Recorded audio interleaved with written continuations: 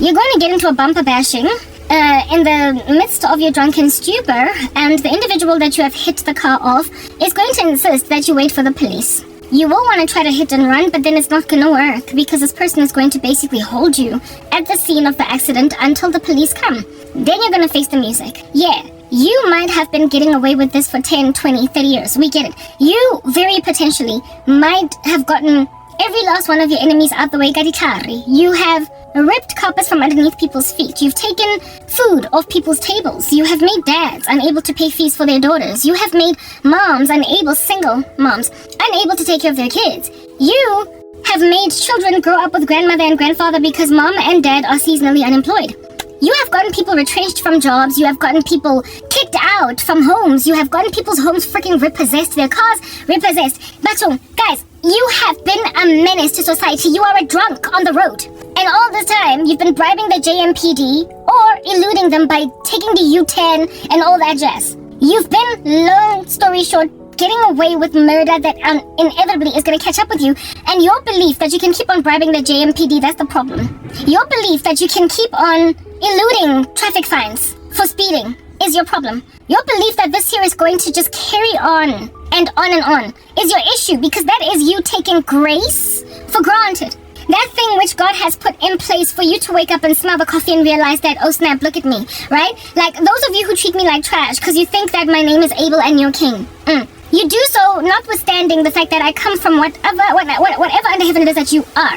Like I was also once a drunken driver. I was also once a fornicator, whatever. These things that people in the world do. I used to smoke cigarettes, the whole nine. I also used to have an irresponsible life where I thought this is not going to catch me. I imagine that I'm never ever going to kill anybody drinking and driving.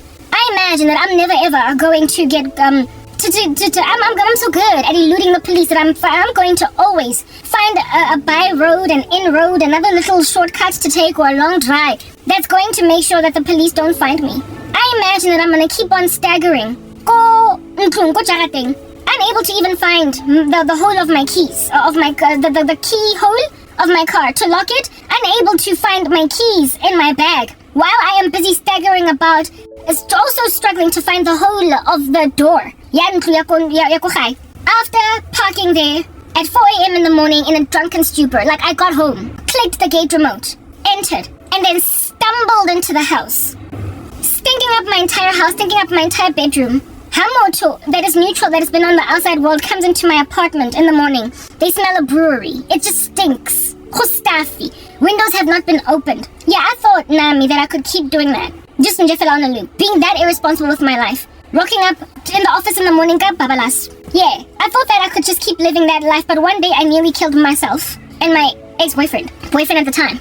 A day came when me insisting on drinking and driving nearly got me finished. And what I'm trying to explain is that when the Lord gives you a season of grace, and then gives you a day where you almost get caught by the police, but then you don't.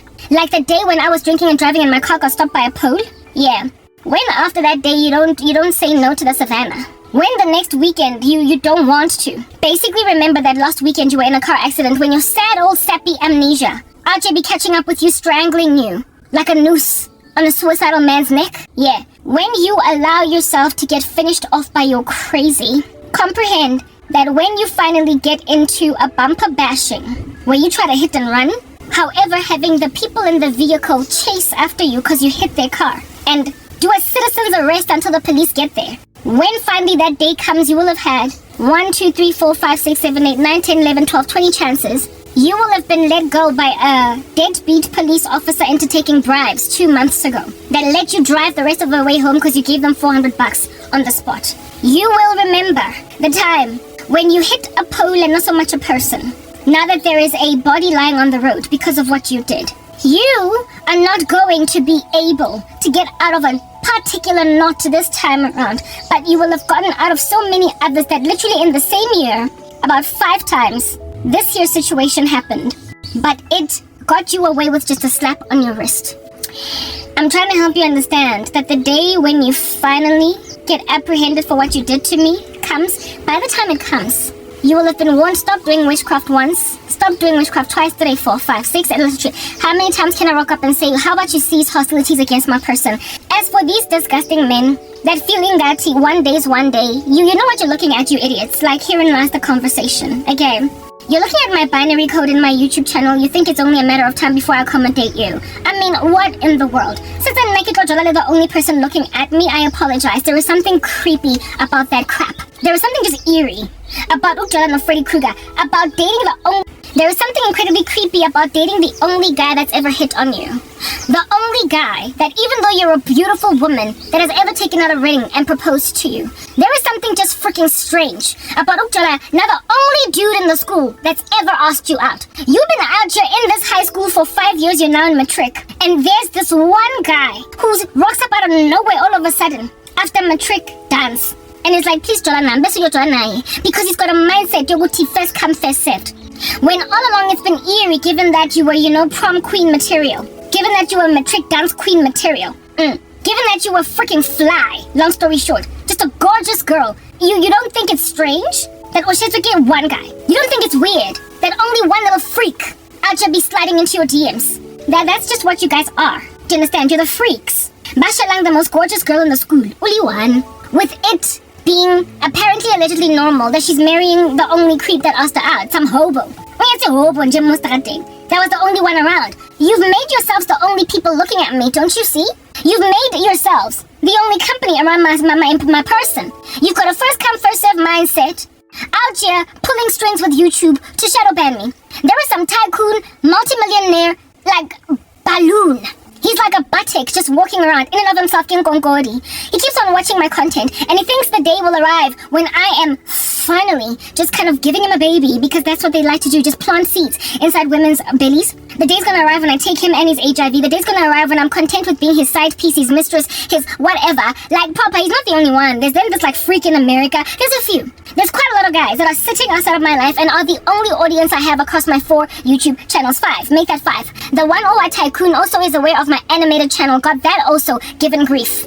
That's what's good. Yeah, I've had my advanced features taken away even from there. He thinks that because he is wealthy, frankly, he's got a couple up on the American guy who's just a deadbeat no-brainer, who's not even taking care of his babies, even though he's trying to make babies with me. That's what's good. There's a lot of guys, and they all think of me as their little Bambi. And bafuna ukufika la ejardini, bazokhipha amalobola for a woman that no other guy in 40 years of her gorgeous existence has ever tried. I apologize. You can manipulate as much as possible, bribe the whole damn JMPD as much as you want, but the day's gonna come when you're gonna get an honest cop that's gonna look at your bribe as yet more charges on your person. That's gonna look at you trying to give them a bribe and be like, hey, John, beka lo muntu khipha ijojo. Ufuna ukungibhadala to let him go. No matagiwe uzoshayisa abantwana besikolo nodi last because he's driving drunk in broad daylight, because that's what you guys do. That's what you guys do. You ain't even coming back from the club. Like, yeah. You are out here literally 2 p.m. in the afternoon on a Wednesday, speeding through, like, traffic lights. Because your witchcraft is that freaking brazen, do you understand? It is so obvious that you're a lawyer. It is so obvious that you are Satanists. It is so obvious that you are spiritual manipulators, that you are literally like ones who are driving in broad daylight. What is going on with my channel is broad daylight robbery. Like, Bob, it is broad daylight robbery. It's clear. Not only am I frank and well-spoken and super reaching, but I am speaking about things that people really deeply need to hear, and I also have a history of being listened to. I have a history. There is like a dead break that was obviously like stamped on in my ministry. It is observable. I go from having views to not having them. I go from gaining subscribers to not gaining them. Ain't nobody out here deceived into thinking that witchcraft is working. I'm too prayerful. I do apologize. These are strings that have been pulled. So seeing as you're out here driving in broad daylight, smoking is solely blunt, snuffing a line of cocaine behind the wheel. At some point, some cop is gonna be like, whoa, this little idiot, because he's a millionaire, 10,000 rands to let him go. You will face due process. The whole trial will commence and finish. Do you understand? You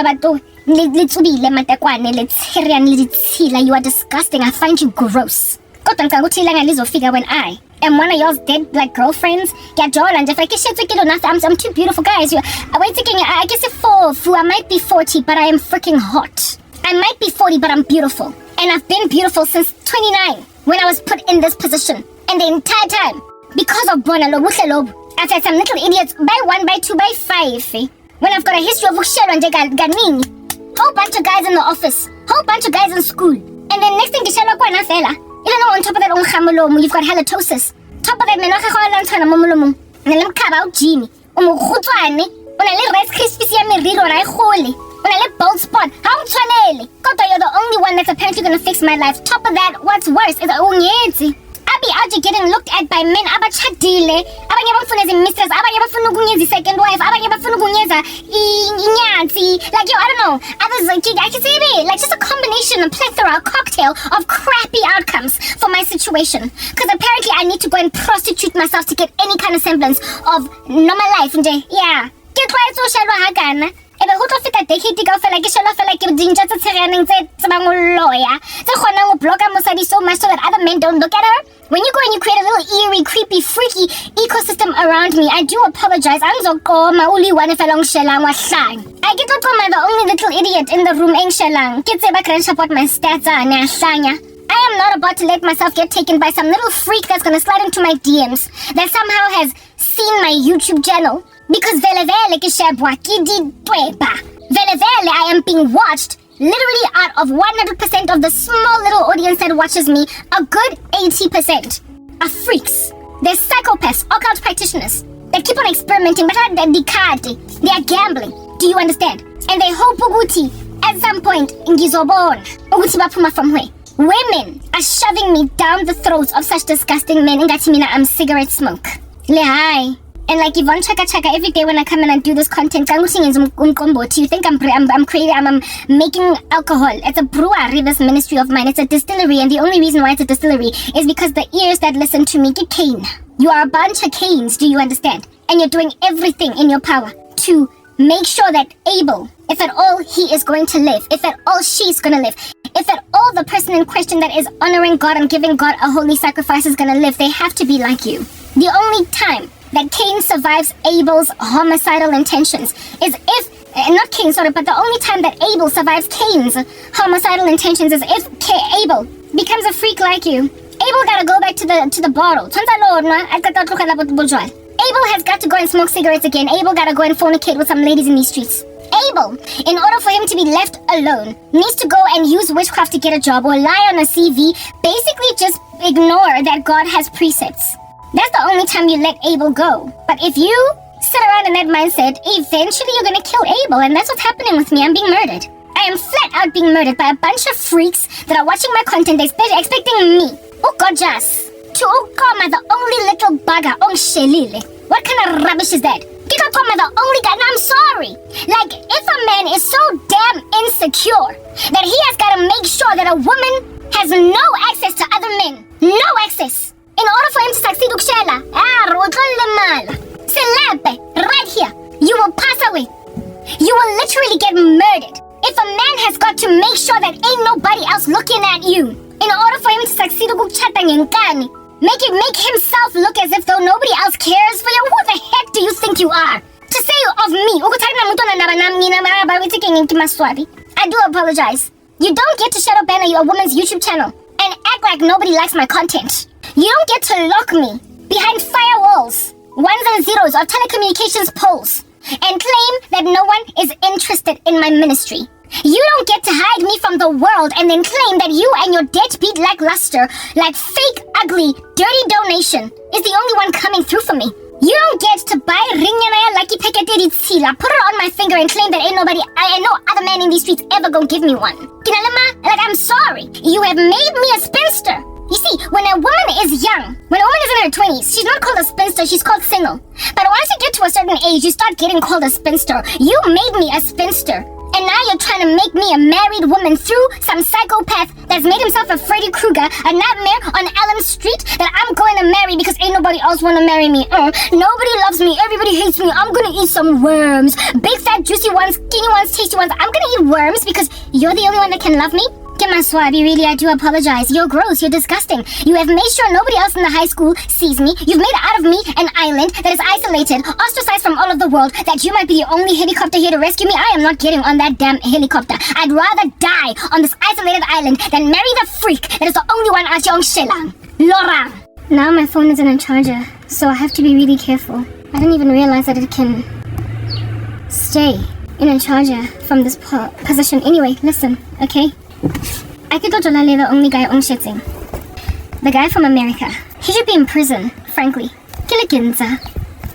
Una le bana ba sa ba tlhokomeleng, una le ngolaza. Una le di-ex-wife day too.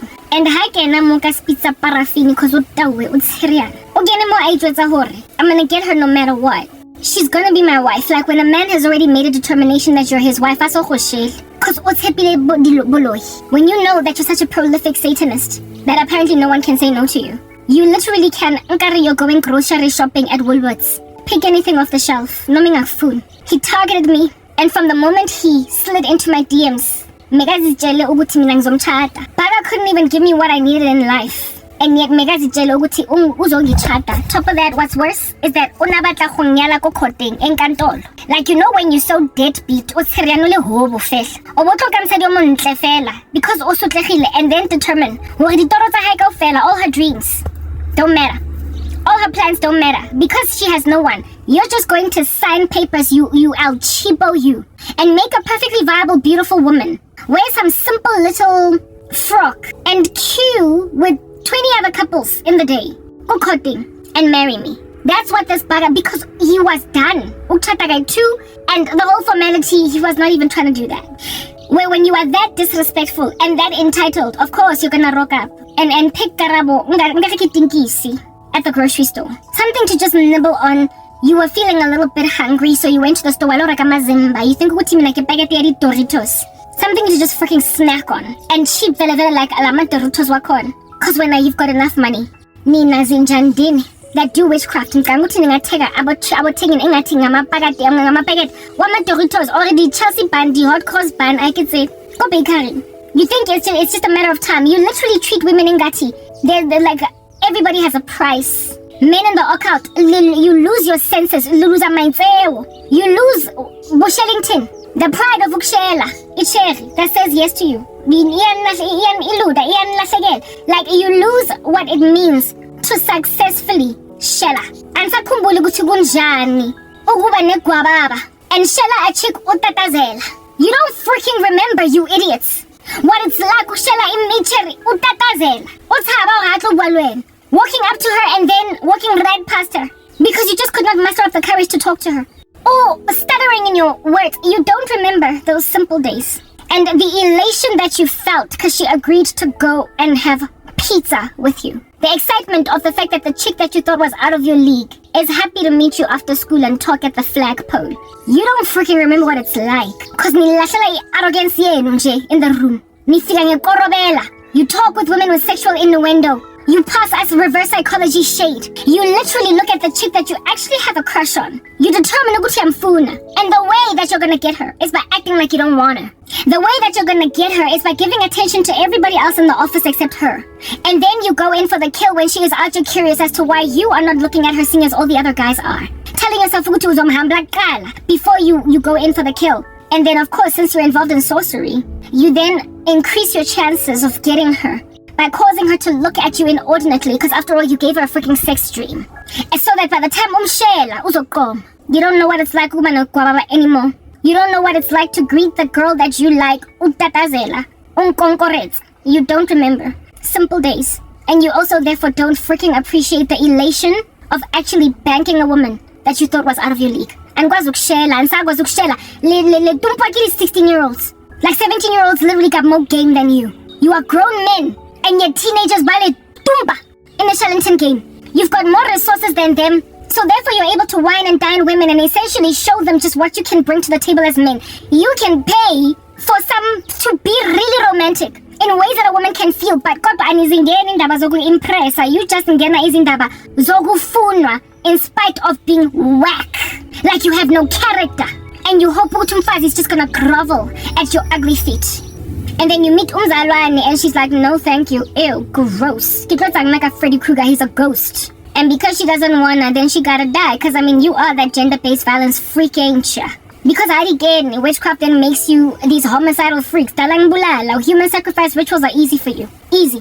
So when a woman doesn't want you, you not only turn her life upside down, make her walk right, like backwards, inside out, you also then give her a caveat. On some, all it's gonna take is one little copulation strategy. All it's gonna take is coitus for the day. All it's gonna take is for us to smash and then you gonna be good. Cause this year is indeed just that, a smash and grab. We gonna steal your virtue. in exchange for you getting a job. As if, though, I am going to feel like a human being after sleeping with a freak like that. All these other women might finally settle for you, even though they're forced poor things. I've got Jesus on my side. And we get Uguti, you've got all these human sacrifice rituals you keep on trying over and over again. We understand that you can wear me out like I'm one aunt today. We understand. Or you can keep on threatening me. Kalisu. Trying to press me until I finally kill myself. We get it.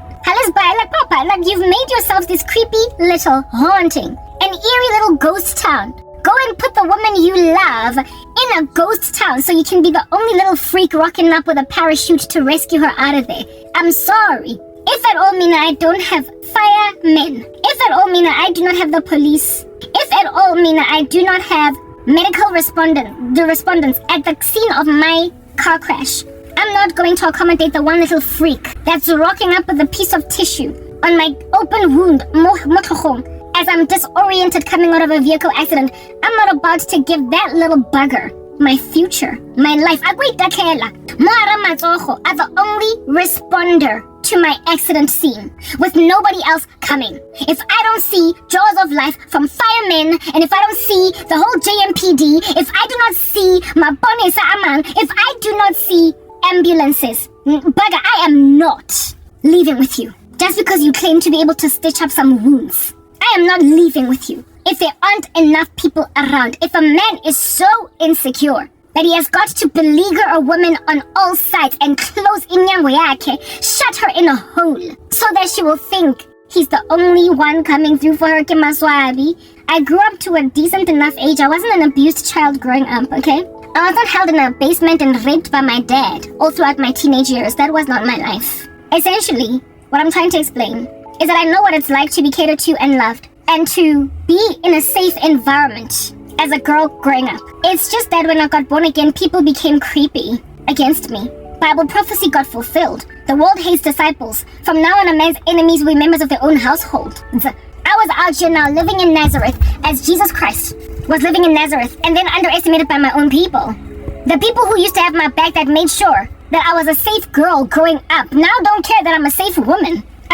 Because they are manifesting demons because I am fighting them. They didn't know themselves, they used witchcraft, my family members. And so all they can do is manifest demons in my grill. So of course they changed on me when I got saved. They are acting out of character in the worst way. But what is imperative to gauge is that I have a history of protection. I have a history. I basically, long story short, know what a normal life looks like. I know what a normal ecosystem looks like. And I also know what a normal shell and tin looks like.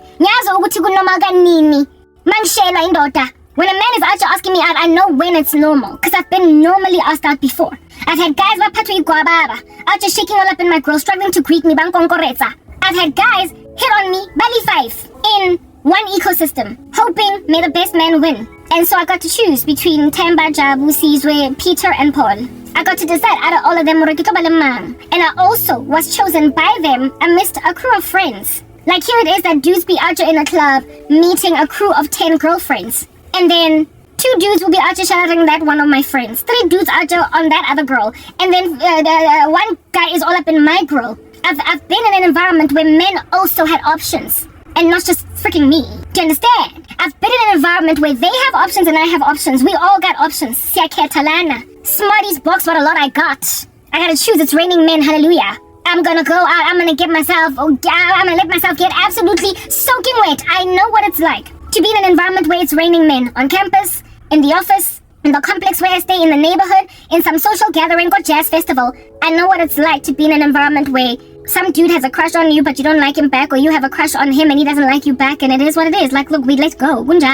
You can't always get everybody. You have sometimes unrequited love, or the dude that you have a crush on be out looking at your girl. I know what it's like. It was normal. Similarly too, for a dude that likes me, for me to have a crush on rather his boy. Askis boy, this is life. Kunjalo, you win some, you lose some. Hade. I would rather your boy ask me out. Bese the boy wakhona angaksheli, kodwa ufuna yena, so I guess everybody loses. I know what it's like. And seeing as I have grown up in an ecosystem of protection and of so many people, just a cornucopia of human souls encircling me.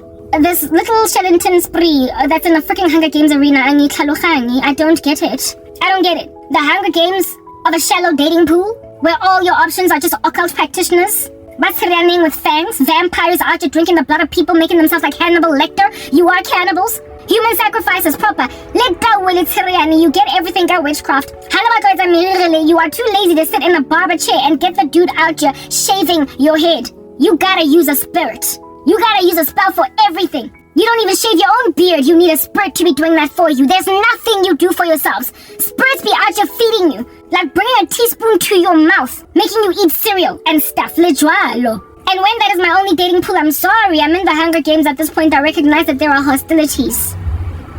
And I'm not playing. I can Nike Nightmare on Elm Street. Get Jason. I go Nike It's the Clown.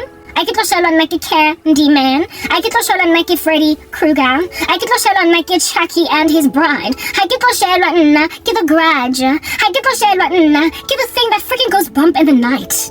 And Yoshela, he goes the only one in my big chunky mansion that thinks I'm pretty. I apologize, this is freaking anomalous. It's scary, and it's uncharacteristic to a better time that I remember where life was still normal. When I wasn't living in a zombie apocalypse. When I was not living in some ghost freaking town that's not normal for people. Obviously something supernatural is going on over here. So I mean, the only little freak hopping out of a bush, I guess I better band with him. That's just the nature, by the way, of ghost towns and zombie apocalypses. Like whenever there is a dystopia in the land, people don't trust each other. You could actually be easily talking to a person in a taxi or a bus. Downtown Joburg bus, then go pre. You can talk to the woman kopele. You can greet the taxi driver. You can chat with the school kids. You can chat with the woman next to you. You can talk to the dude behind you in the queue that's busy telling you cute, hello, nice. But the moment the moment it's a ghost town, the moment you vacuum human presence from an environment, I apologize. This here is a new, different arena. It appears we are playing in a trial by ordeal. Somebody gotta die. Nobody here is safe. Everybody is a potential exploiter. Everybody is a potential rapist. Everybody is a potential murderer. Everybody is a potential thief. Everybody is a potential defrauder. Everybody is a potential kidnapper. Everybody is a potential freaker psychopath, an escaped convict from the jail cell. Everybody is an escapee from a mental institution. You look at everybody with doubt and skepticism. Wonkumuntu uyatusa in a dystopia. It's what I'm getting at. And y'all done put a sister in a freaking dystopia. It's like The Walking Dead. And you expect me to trust any little stupid girl or and make her my best friend. You also expect any little dumb bugger to rock up here and romance me. Stroke my cheek and tell me everything's gonna be alright. No, I'm sorry. Look around, bugger. It's an apocalypse. Ain't nothing gonna be alright. It's every man for himself. I'm sorry if you wanna hang out with me. I don't quite appreciate your company. If however you insist on following me around, we are going to play cat and mouse. Understand? Right now, I don't have enough resources to be the cat, I suppose. So like a mouse, I will run.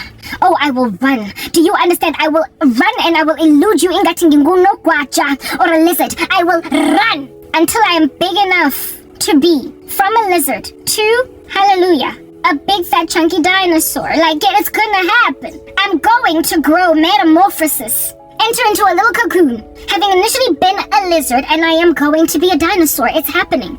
And when I'm a dinosaur, like Godzilla, I'm gonna rock up in your tongue and I'm gonna trample you underfoot. But before then, I will run. Even your death spells, everything that you love proper. I rock up here every day and I post content precisely because I'm trying to run. But whenever I come out and stretch my body, taking a little bit of vitamin D in the sun. These occult psychopaths and creeps of note, prolific animals and beasts, spot me. The radar bleeps. Unfortunately for me, I can't not come, right? Yeah, you see, I'm in a catch-22 with all of y'all guys. Chances are, if I were to go underground, disappear altogether, after a couple of months, you will stop bewitching me because you think I'm dead. But if I don't come, I still am so buried that I will never ever come up out of this, so I will die anyway. It's like I'm freaking Schrodinger's cat. That's what I am. I am Schrodinger's cat. I am either dead or alive, or neither dead nor alive, and until you can observe whether or not I'm dead or alive, I guess I'm either dead or alive. I am freaking Schrodinger's cat. And so since I am Schrodinger's cat, as said cat as that, I have got to ascertain that the raw reality when Schrodinger opens that little cage is that I'm alive. And as Schrodinger's cat, me rocking up here in my YouTube channel, is clarity that I am alive and also an enabler to finally find life. You can put radiation poisoning into my camp as much as you want, indeed, just like with Schrodinger's cat. But I will never survive if I don't keep on coming to the radiation zone. It's like, indeed, being in some kind of radioactive city or town, and on the opposite side, there is some island of refuge, safety for human beings. If you don't wear some kind of a hazmat suit, tantamount, something, if you don't put duct tape all over your face, your body, and then wear a parachute like a balloon, and then try to see if you can't roll inside that balloon ball through the radiation zone, you will never get rescued. You could try to stay alive in the portion of the city that has yet to catch the radiation poisoning. But given that nobody's coming to that particular island to rescue you, given that nobody is going to come to your patch of, nobody's going to drive to you, nobody's going to suddenly just pick up a phone or write an email and say, Karabo, I see you're unemployed and life is really bad, girl. Your life is so hard. Ooh, I don't like that. And guess who I am?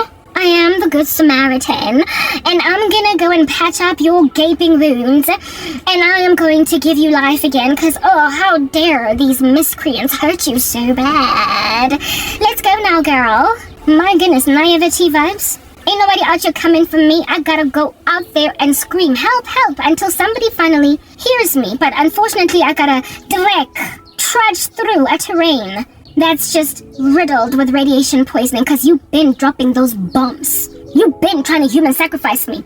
So like Schrodinger's cat, I'm in a box, we get it. And every so often there's radiation poisoning, we get it. But until such time that box is opened, can't nobody ever observe or confirm, whether or not I'm dead or alive. But I gotta actually be in the box in the first place for people to even make an observation at all that I'm rather alive instead of dead. I am going to make myself alive before anyone that very potentially may open this little box that I'm living in and then observe that I am alive and not dead. Somebody is gonna come for me. But in order for somebody to finally come for me, I gotta keep coming. I have to stay in the box. As a cat that is being targeted by bombers all over these streets. As a cat that keeps on getting nuked. As a cat that keeps on getting poisoned. As a cat that keeps on getting attempted human sacrificed. I have to keep on pitching. Because there's nowhere else where anybody's ever going to open my box to observe that I'm rather alive instead of dead. Other than in the box. I'm Schrodinger's cat. That's who I am. Quantum physics be out here, boot printing you right now. I am not about to let myself go out without a fight, Langudra. I could disappear from ministry, Nyanyanyisa. You are disgusting, you are gross. If I were to disappear indeed, eventually you would simmer down. Lasanya, you stalk people. You follow them around. You shoot into thin air. With people catching your strays, it's what you do, lasagna, all cult practitioners, and there will be more that come tomorrow. Some other little freak is gonna find my content and think he's got, novice witchcraft. I keep meeting new ones. They come into my content, they find it somehow, because it's like the devil keeps on drawing them to me. They're among the only people to find me anyway. And then they're like proper, that's what you do, you look in the periphery, you scan left, you scan right, you look up, you look down, you're like, yeah, and so I've got like a new little fetishistic Satanist looking at me. And you will keep on coming, because you love radiation freaking zones. You love no-go zones, you love no-entry zones, you love places that you are not allowed to go to, because you are into trespassing, you don't have any regard for the freaking law. And so there will be more that will come tomorrow. And I could, seeing as I am in a radioactive zone that is frankly dangerous and it could end my life, I don't doubt that. I could just disappear. But if I disappear off social media, I will definitely die.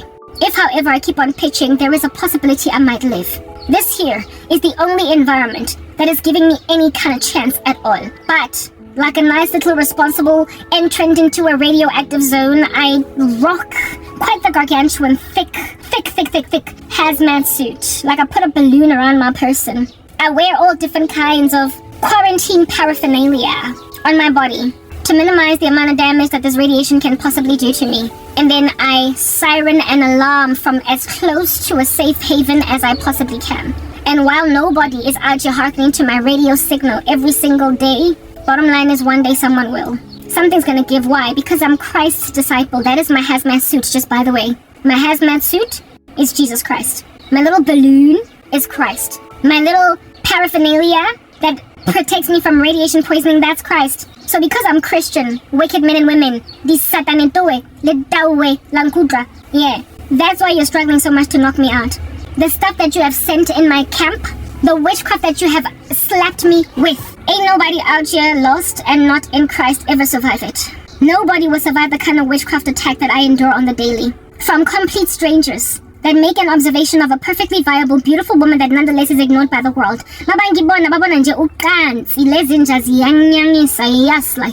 When they see me, they see what they imagine to be free sex. When they see me, they see something exotic that would be really fun to play around with. They have no respect, no regard for my exquisite and voluptuous, robust and rotund intelligence. Hey, like that I am as smart as I am. They think that my feistiness is the very thing that makes me electric enough for them to keep trying. But Kanguti, this is a game. Like, a woman's life is in danger. And they think that I'm just spawning. Like, this is a sexy thing that is being done over here. Like, that is the mind of a sexual pervert, do you understand? A freak that out here thinks that I'm a dominatrix and can't stop fantasizing about what I would do sexually, given that I am so feisty. They think the day's gonna arrive when I'm finally pinned down to the ground, and they're gonna get to have fun with all of my eccentricities. The girth of my personality, the strength of it from left to right, the rainbow color that I am, they think that they're gonna one day get to play with it like a toy, because they finally banked it. Badlala nge-intelligence yam. Abangisabi, I don't know why basangtabe ke le khadim ashle. Ke le khadim. It's only a matter of time because you think resources are enough to make a smart woman dumb. Or lack thereof. They think a lack of resources are enough to make a smart woman dumb. So, no mangihlakaniphile, ngibatshela indaba zabo. They think it's a game. It's the very thing that makes them even more desirous of me. It's okay. I don't know what the bottom line is he will keep on shooting bullets into my camp. He's not gonna stop. He's a freak. He's a psychopath. He's a murderer. Like, he is a lost cause. Do you understand? Same way that people be out looking at me like I'm a lost cause. That is a lost cause that is pursuing something that is entirely unattainable. In a radiation zone. The only way out is to run until I've outrun them and come back as something so mammoth that they won't be able to breathe. Y'all need to understand you are in harm's way in the worst way. Like, you know, Milana, my little date stamp at the bottom says, this is not going to end well for dark folk. Yeah, it's not. It's not. This is not going to end well. You can keep on dropping bombs, but bottom line is, like Schrödinger's cat, I will always be an ambiguous living or dead person. Like back in the day when Tupac just died, there were rumors that he was still alive, and like Schrödinger's cat, everybody be out just saying, is Pac alive or is Pac dead? Like Tupac, don't nobody be certain as to whether or not I'm dead or alive. But bottom line is, by the time we're done here, I'm going to be very much alive and well. I am going to win. Do you understand? Because the gates of Hades never prevail against the church. Lanyonta, you are disgusting. And you are taking for granted the fact that my family yahlanya. Kodwa, guzowina mina, I don't need them. Though my father and my mother may forsake me, the God may will tell that the Lord will take up my cause. My mom is irresponsible sisters. All irrational. Recently there was a cousin who figured I kamuga like a bat out of hell trying to offer me a job and rescinded it because I refused to walk away from my YouTube channel. They have taken hallucinogens. They are high on mushrooms. I don't know what they're smoking, but it has made them so high that this year travesty abenandaba to observe it. Abenandaba. One of their own. It's just weird. It's freaky. We get it. But I don't need them. I don't need them. Even the Lord said that when you leave mother, father, brother, sister, cousin, random lackluster uncle that's inappropriately responding to your pain for the sake of the gospel, you will gain all that 100-fold over here on earth with persecutions and in the next life, eternal life. If anybody does not hate deadbeat uncle, deadbeat cousin, deadbeat mom, dad, and pink horse, if anybody does not hate whatever it is that they are supposed to just hold loyalties to no matter what, they are not fit to enter the kingdom of heaven. And I get that about my family. I am a Christian, a truly religious one. Y'all need to understand you can't fight that and win. Nobody is going to succeed where I am concerned. No one. The Hlongwane, however. But like with David, the man after God's own heart,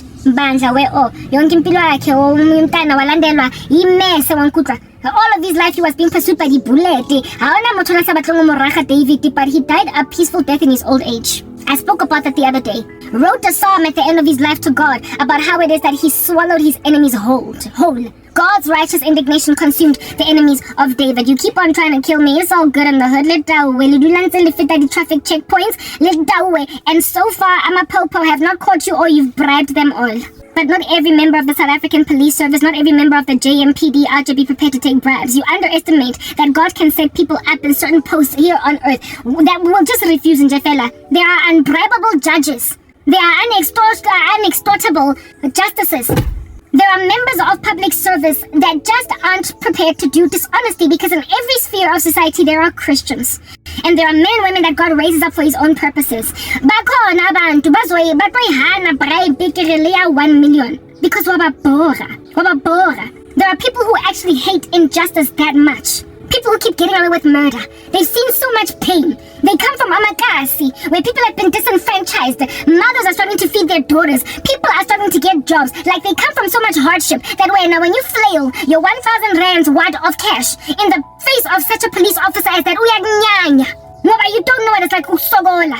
It's because of people like you that dockets go missing from the SAP. I'm not going to be the one to do that. You don't know when you are dealing with a person that cannot take a bribe, that will not. And I'm one of those. I'm one of those people. I lost my career because I refused to listen to random corrupt people try to tell me what to do with my job. And I lost everything. They are everywhere all over society. And one of them is going to happen upon my case. You all are in danger. I've been saying it. Basadi as well. Oh, as in about chicken, Kimaswabi, right? I do apologize ever so profusely. Like, frankly, I am so apologetic. I am sorry in the worst way. You ought to be morose. I find you heinous that you pity me. Listen, there is a time coming in the end of the world, pretty much in eternity, when we are now enjoying our incorruptible bodies and there'll never be you around anymore. We are going to gaze upon people burning in hell for all of eternity. Like, you be out here weeping and gnashing your teeth for all of eternity. And you are going to be a tourist destination, such that citizens of heaven are going to be able to go there just to gaze upon your second death. I have already read from that portion in, I believe, the book of Isaiah. It's towards the end, where it is that saints of the living God, that you did that too while we were alive. The tables are going to turn. The tables are going to turn, and we are going to, without batting an eyelid, just as right now you are also not batting an eyelid. Yeah, we are also going to watch you freaking suffer. So, the fact that you pity me now, oh, goodness gracious, I find you so obtuse. I find you so irreverent, irrelevant, infinitesimal, macroscopic, barely noticeable, gazeable only with looking paraphernalia like a magnifying glass. You are that aberrant in your belief that we somehow need your pity. I frankly do apologize. Like, you know what, God, his pity we need, not yours. People who put people in a position to suffer exquisitely, and then you pity them for suffering. Like I said, you're abnormal, you're aberrant, you're weird, you're creepy, you're freaky, and you're also quite macroscopic in the way that you think. You are obtuse in the worst way.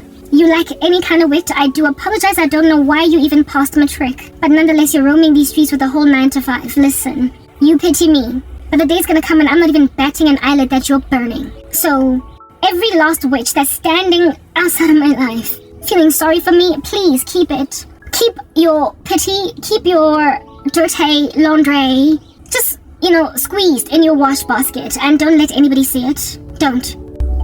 Your pity is like, how can I describe it? It's like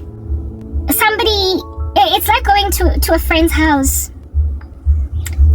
and you're spending the night there because it's a sleepover, yay. It's a slumber party.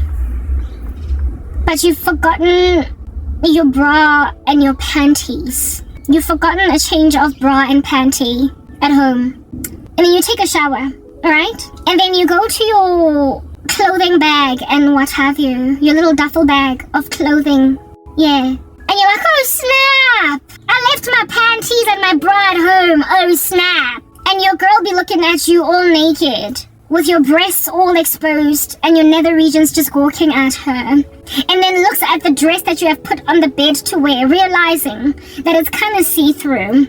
And so therefore, if you don't wear panties and a bra, somebody gonna be out here gawking at your regions. Somebody gonna be out here gazing upon your private areas, and then starts to pity you, following pitying you, of which she then is like, oh my girl, what an unfortunate day you are having, that you don't have a bra and a panty to wear for the day.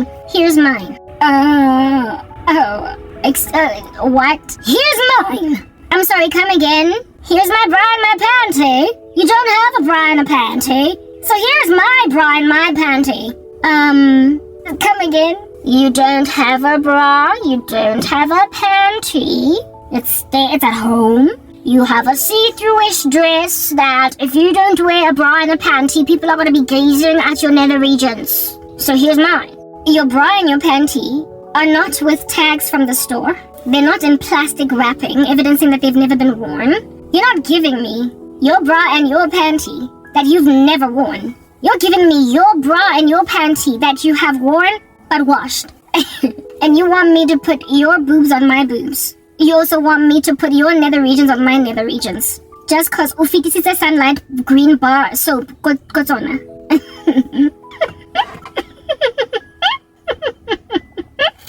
Yeah, I'm back from the bathroom. I needed to relieve myself. The sun is setting and I hope to be done outside today because I started recording early. Anywho, yeah, herein lies this random female out here offering me their bra and their panty. This is what's good. Random offerer of inappropriate stuff to be offering people. Yeah, your pity is like a bra and a panty that belongs to you. It's your panty and it's your bra and it's got all your dirt. It's got all your sweat, all your, bodily fluids that are likely visible under a microscope, even if you already have passed a sunlight green bar soap. Even though you threw it in the washing machine, it still has your microscopic nether region skin. It's got all of your epithelial cells. Ew, I'm good. But I'm okay.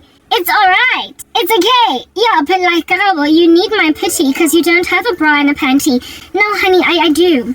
It's just that dimedzi right now. I've washed them because I took, a shower and stuff. So this is what's good. I'm going to go and grab a blow dryer and then I'm going to grab the panties that I wore yesterday and I'm going to be like...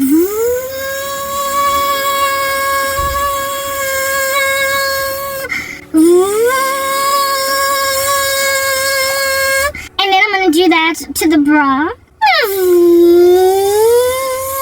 And chances are the bra, I didn't even wash it anyway. Because, you can put a bra in a washing machine. I don't know why people put panty in a washing machine. Wash it with your own bare hands and don't subjugate everybody to the tyranny of your bodily fluids, for crying out loud. That's going to put their laundry in the same washing machine. I don't get people who wash their underwear with a washing machine.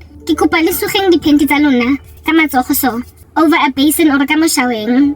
Don't nobody need to be mixing that with anybody's clothes. Anyway, whatever, you get my point. And I mean, of course, there's only so much that a blow dry can do, seeing as we all have to go for lunch and stuff. So then you go and you put damp panties on your butt and a damp bra, telling yourself that D1s will air dry. Penny will air dry. The wind will come in and finish the job that the blow dryer did not finish, because that is far more hygienic than wearing your bra and your panty. Women who pity me, you are offering me the panty talona. You're gross. You're disgusting. You're offering me your panties and your bras. You're offering me your undergarments, and I find you patronizing. I find you patronizing, insulting, offensive, all manner and kinds of inappropriate. I find you arrogant. I find you voluptuously pompous. I find your pity of me, given that you put me in a position to suffer, exquisitely arrogant. And for you to imagine that I will feel any kind of grateful for your pity when you are in a position to, listen to this, right? Buy me a new bra and buy me a new panty, seeing as you've got the money to do that. I mean, that I can take as successful pity. If at all you have compassion on a circumstance, you ought then appropriately react to the feelings in your heart. If you feel sorry for someone, give them a freaking job. You could also drive me to my house so I can go and get my panties and my bras real quick, since you're the one here with a car. But you're too lazy to drive all the way to the west of Johannesburg from Sandton, so Karabo, you're gonna have to take my bra and my panty. Women, some of y'all are in a perfect position to help me along. You really are. You could either buy me new bras and panties, or drive me home to get my own bras and panties. You can either enable my cause along to start my own thing, or you can just give me a job, but you don't. Instead, you just sit there and you pity me because I refuse to take your little skid marks. I I do apologize. I find you offensive. But you see, the thing about those people who sit back and do nothing, it's written in God's word in Matthew 25 that he casts people out from the kingdom of heaven because when he was hungry, you did not feed him. When he was naked, you didn't clothe him. When he was in prison and sick, you did not visit him. When he sought hospitality, you did not invite him in. When he was thirsty, you didn't give him drink. I believe I've mentioned that. And you did not basically in prison. All you did was just look at me through your magnifying glasses, through your looking paraphernalia, through your binoculars from a freaking distance and be like, oh, it's so unfortunate that Karabo's out here, orange is the new black. The chick is a prisoner, like proper. She's wearing stripes. And you sat back on some while doing nothing. Yeah, the Lord will tell you, depart from me, work of iniquity, I never knew you. You're stupid. You're dumb, and I don't need your pity. Because you are inappropriately responding to a woman in dire straits, suffering at the hands of wicked men that have made me live in a radiation poisoning zone where I am constantly screaming on the rooftops every single day, help, help, help, as Schrodinger's cat. This is what's coming for you. Random lackluster bra and panty offerers. You and your lackluster guilt. I do apologize. It's doing nothing. It's written in God's word that there are two types of guilt. There is a godly guilt that leads to repentance, and then there's a worldly guilt that leads to death. You are out here dying a slow death. It will ultimately result in a second death, following which you will then spend all of eternity